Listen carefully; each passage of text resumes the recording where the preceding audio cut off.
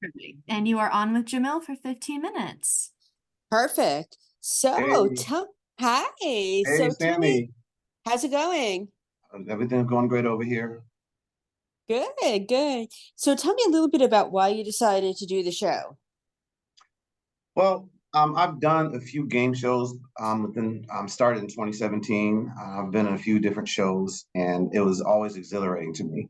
You know, Family Feud, Game of Talents, Raid the Cage, Tug of War. I've done a lot of shows, and I always thought that the next level was going to be, some type of weekly episodic show. And this opportunity came along, and I jumped on it real quick. I had to get on there, and that's kind of what led me to Deal No Deal Island. Nice. And what would you say was the biggest challenge about being on the show? The biggest challenge was trying to navigate around all the other contestants and just kind of figure out, if they were real contestants, or if they were real, if they were solid, if they were lying, if they were scheming, like who's going to be honest and who's going to be a real person and who's just going to be sneaky and lying and all this other, and all those other things. So just navigating through the other 12 competitors was definitely, I don't want to say it's a challenge, but it was different. I never had to do that before, so it was a different experience for me just being in that environment. And how did you prepare for being in that environment?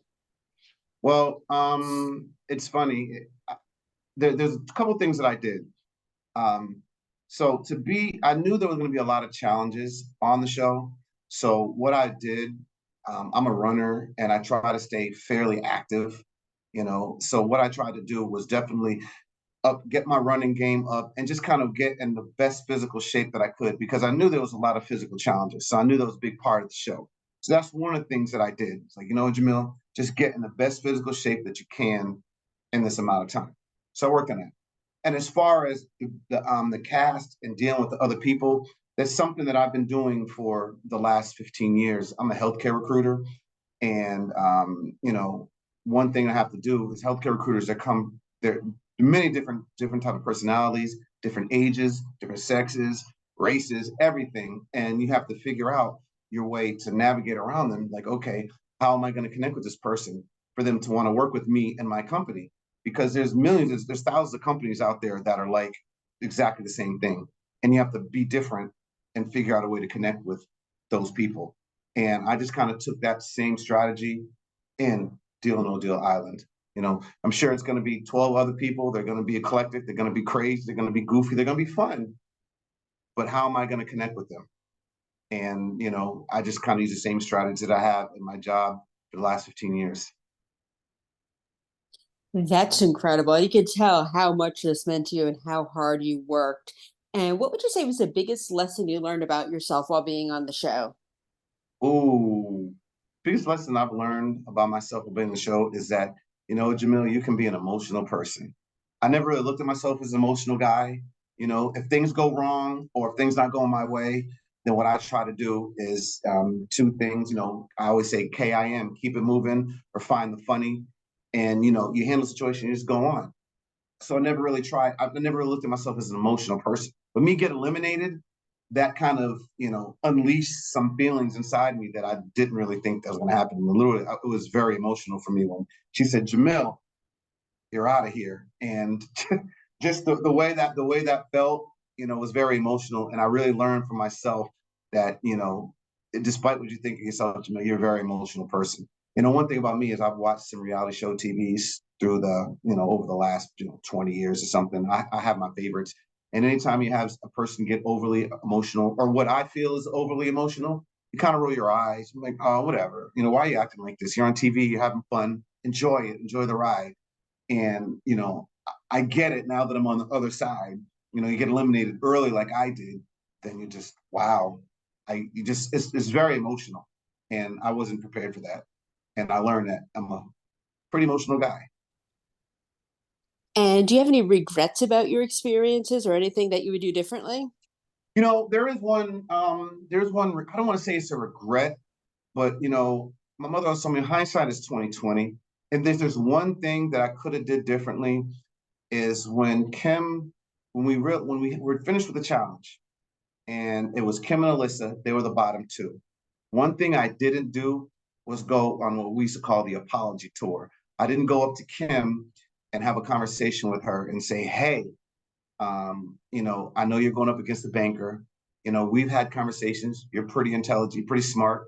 I think you're going to beat the banker. Actually, I'll take that back. I know you're going to beat the banker. And I feel like that I am on the chopping block once you do. What do I need to do to get off that chopping block? And just have that conversation with her. I didn't do that because at the time, I just thought it was inevitable. But as I look back, what I should have did was, at least try to have a final conversation with her. Because at that time, right before elimination started, or right before we went into the deal or no deal game, I kind of figured that she was looking at me, and I should have had a conversation with her, and I didn't. So that's the only thing that I would say I wish I could have did differently. But I won't call it a regret because I don't want to say I regret anything. I hate that word, but I would have did that differently. 100%. And oh, of course. And what would you say was your favorite moment about your experience, either on camera or off camera? I have two favorite moments. When we played the challenge, I felt like that when we did the challenge, I felt like that was my coming out party. So I used my physicality and just the way I am. I'm a runner, and what I did, I was the first one to the tree, and I was the first. I went up and got my 4 arrows. I was the first one back, and Claudia was the first one to hit her goal. So I love that. I love that sequence. That was absolutely amazing to me. And for a long time, I thought we won. As we know, Boston Rob hit the 1.5 million at the last arrow. That kind of killed all that momentum. But you still can't take away my feeling from being the first to the tree and the first back and having Claudia hit the first goal. That was incredible to me. And my other favorite moment is when I got eliminated and we were all hugging each other. And you hear Claudia say, "Hey, Jamil, guess what? I'm going to get rid of her for you." I don't like what she did. It was real ugly to me. She didn't have to get rid of you. There was no reason for that. I'm going to get rid of that for you. And then just the fact that they had that subtitled at the bottom. So just in case you missed the conversation, you saw what she said, and it made it serious business. And I absolutely love that. So those are my two favorite parts. And who do you think you became closest with on the show? I would say my two closest friends on the show, I would say Branson. After he got eliminated and I got eliminated, we talked a lot. We've hung out. We've even got a chance to hang out a couple times. So me and him drew really close. Claudia and I are forever friends. So me and her got close. So I would say those two are, and I'll toss Nick in there as well. Nick and I, the camera really didn't see that, didn't really capture that a lot, but Nick and I got really close as well. So those are the three that I would say I got close to. And who is someone that you wanted to get closer to, but you never had the chance to? You know what? Stephanie. We started off, Stephanie, Claudia, Rob, and we like early on, very early on, the four of us got together and, I almost thought we were going to form some sort of alliance or something. And I liked our conversation. We're all from the same area. We're all the same age. And I thought that was going to go good. Rob and I became cool. Claudia and I became cool. And it didn't really get there with Steph. And I don't really know why. There's no reason. It just didn't take off. So I wish I could have got a little closer with Steph. And what's next for you? I'm still trying to figure it out. Like I said, I've been on the game show circuit before, and that's incredible. And this is next level. I feel like I have unfinished business. I was eliminated second. I'm glad I wasn't eliminated first. That was a main goal for the show, to not be eliminated first. Eliminated second's not that much better, but it's okay. And I'm still trying to figure out. I realized that, I need to get back in there. I have unfinished business with, reality TV. I would love to get on a very similar type of program, whether it's Survivor. My all-time favorite is Amazing Race. I'm close to my sister. We want to try and get on that as well too, and just do better. I'm always trying to do better. I take that in my personal life and, my game show, reality TV show life too. Always want to do better. I got to do it again. So I don't have anything specific to say other than my plans, and I'm just constantly looking for the next opportunity. And what's a fun fact that people would be surprised to know about you that we didn't necessarily get to learn on the show? That my guilty. I'm a big. I'll give you my two guilty pleasures that we didn't talk about on the show. That I'm a big WWE fan. I'm a super fan. I've traveled all over the world to watch them perform.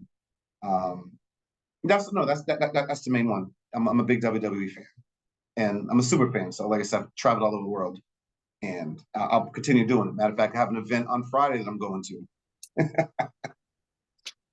And who's your favorite of all time?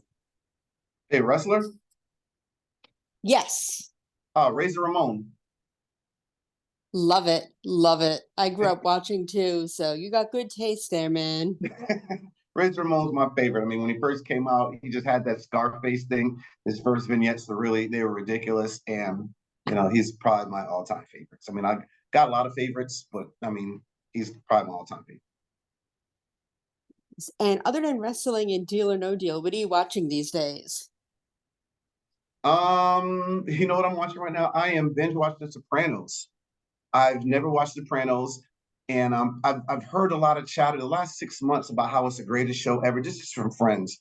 It's the greatest show ever, and I've said I've never seen it before, and I got kind of, people were roasting me because I never watched that, so I started watching it because maybe 3-4 years ago I started doing that. I did that with Game of Thrones.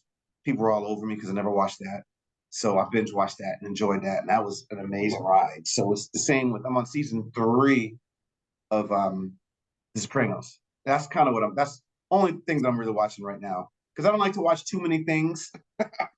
Because I feel like I'm a loser if I watch like too many things. There's a lot of things I could be watching right now, All American and Power. There's a lot of things I could watch. I need to get into Traders. I started Traders and I didn't like it. And then Stephanie actually said, no, you need to watch it again. So but right now I'm just focused on Sopranos. So I can Nice. what I'm doing. I'm going to say I won't spoil it for you because I've already watched it, but you're in for a huge treat with that show. I already know. And I'm really excited. I really like the first two. And I'm a big Law and Order fan as well. Me and a friend of mine, we're gonna start a Law and Order podcast because we're just such super fans. And the original one, not the SVU, the Criminal Intent, and the trash. Just the original one. And one of the things that I've noticed that there's so many actors that have been in Law and Order and The Sopranos. They just go back and forth. So it's a fun ride. Yeah, you should do a comparison of their characters too for your podcast. Yeah, we literally just start talking about that like maybe a month ago, and we keep talking about ideas like our favorite detectives, our favorite ADAs, and we're really just starting to bring that information. And then a good friend of mine, his son is an actor. His son is going to acting school, and just like last week, he posted a video. Adrian he's on like the last episode of Law and Order. He just had a big part, but that to me was amazing. Like, wow, I remember Adrian when he was a kid, when he was like 5, and now he went to college and he got himself on a Law and Order show. That's amazing. So, we've been talking about that. So we should hopefully be doing that soon. Very It's nice. just real random, just a Law and Order podcast. But there's a market for that. I'm sure there's other I fans love out it. there who love it. Me, I'll watch. I'll listen. There you go. We'll let you know as soon as we get it going. Beautiful. Well, it was a pleasure to speak to you. Thank you so much. I appreciate you, and I can't wait to talk again soon. Yeah, you'll be talking to me again, Sammy. I promise you that. Yay. Thank you so much. You have a wonderful day. All right, you too. Bye, Sammy. Thank you. Bye. Thanks, Sammy. Thank you. Bye-bye.